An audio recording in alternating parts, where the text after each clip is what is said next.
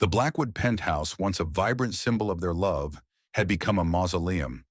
An oppressive silence filled the vast, opulent rooms, broken only by the distant hum of the city below.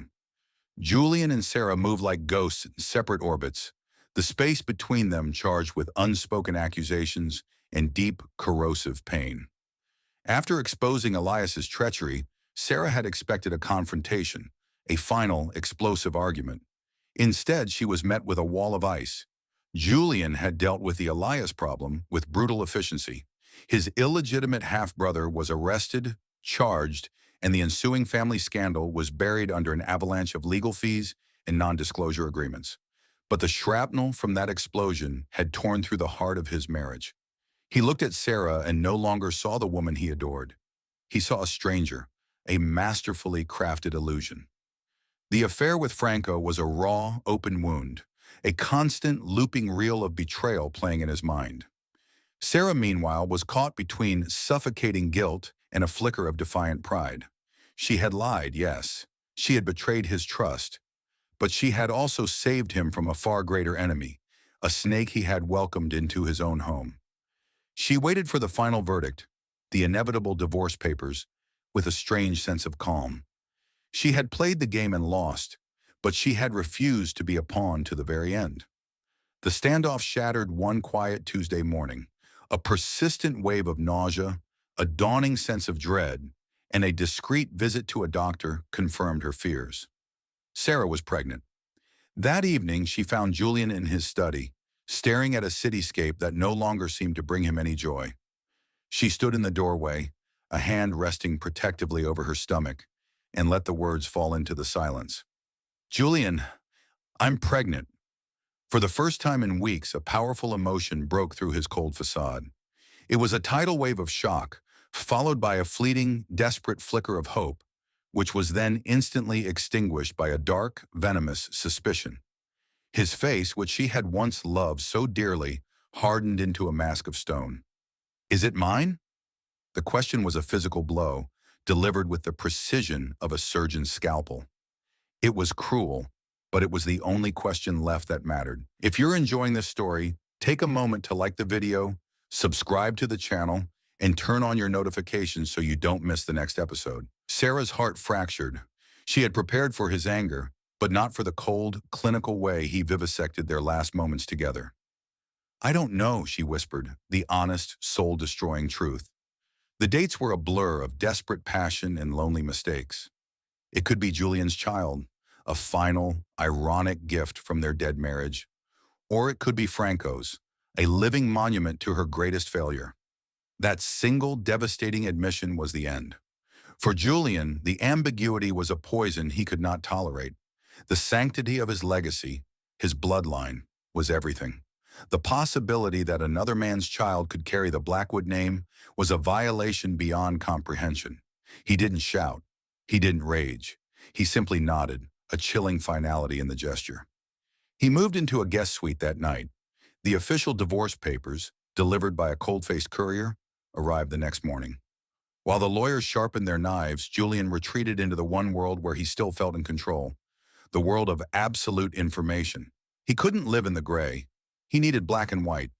He activated an elite team of private investigators, former intelligence agents who operated in the shadows, and gave them two non-negotiable directives.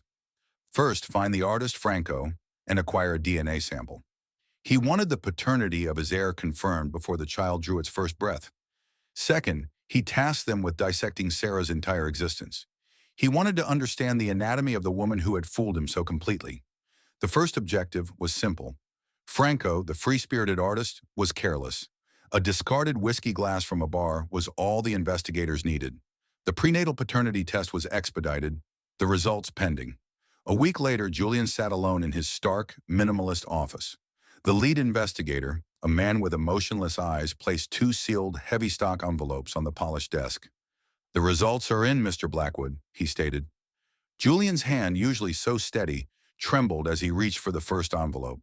He tore it open, his eyes scanning past the scientific jargon, hunting for the conclusion. And then he saw it. Probability of paternity, 0%. The words didn't register at first. He read them again. 0.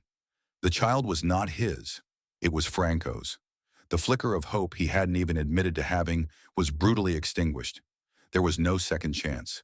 There was only the stark, barren reality of her betrayal, now growing inside her. If you're enjoying this story, take a moment to like the video, subscribe to the channel, and turn on your notifications so you don't miss the next episode. A cold, quiet rage, pure and absolute, settled over Julian.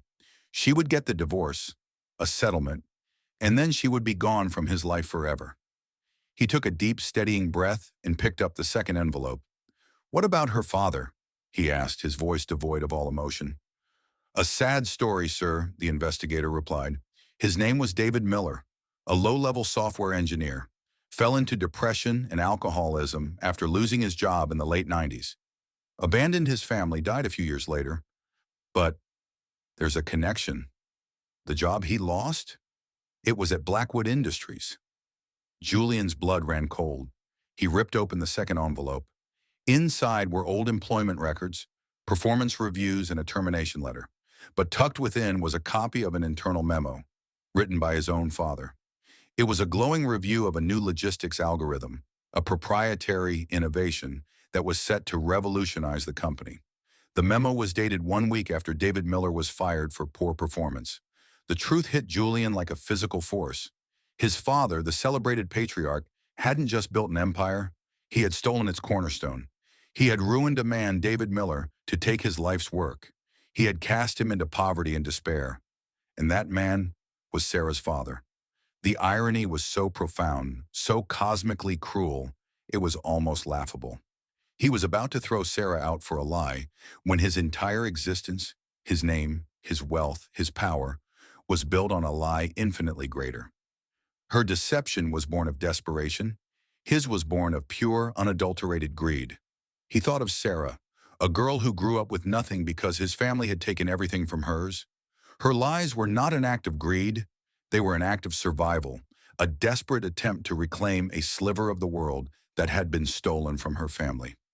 That night, he returned to the penthouse for the last time.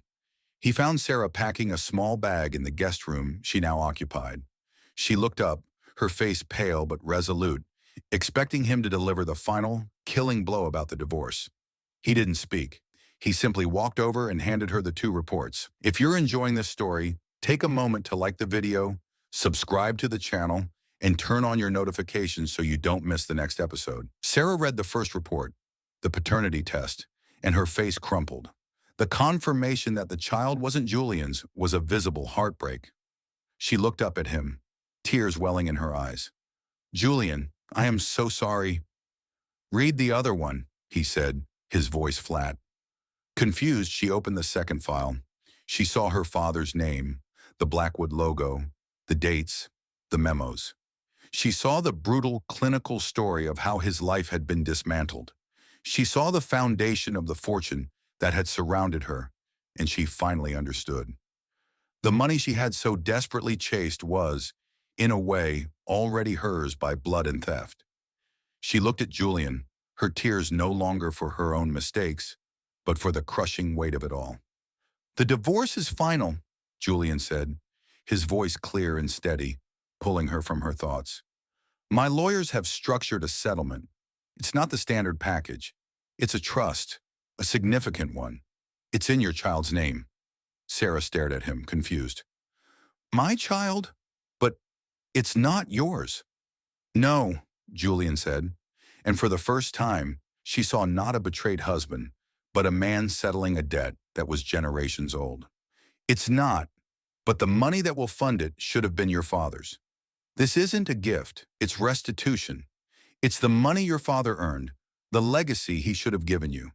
You will be the trustee. You and your child will be secure for life. You will never have to lie or fight for survival again."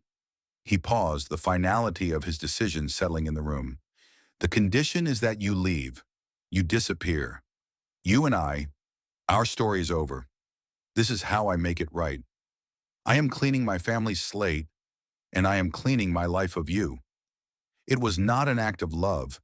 It was an act of cold, hard justice. He was giving her the gilded cage, but he was setting himself free from it. He was giving her the financial freedom she always craved, but at the cost of ever being in his life again. Sarah looked at the man before her and finally understood the ending of their story. There was no forgiveness. There was no reconciliation. There was only a debt being paid, a chapter being closed with the cold, clean snap of a banker's ledger. She simply nodded, unable to speak. The next day she was gone. Julian Blackwood stood alone in his penthouse, the silence now feeling not like a war, but like peace. He had lost a wife and a child that was never his, but he had reclaimed something he'd lost along the way. A sense of honor, albeit a brutal one. He had faced the sins of his father and paid for them. The story of Julian and Sarah was over, not with a passionate kiss or a fiery explosion, but with the quiet, definitive closing of a deal. And for the first time in a long time, Julian Blackwood felt free.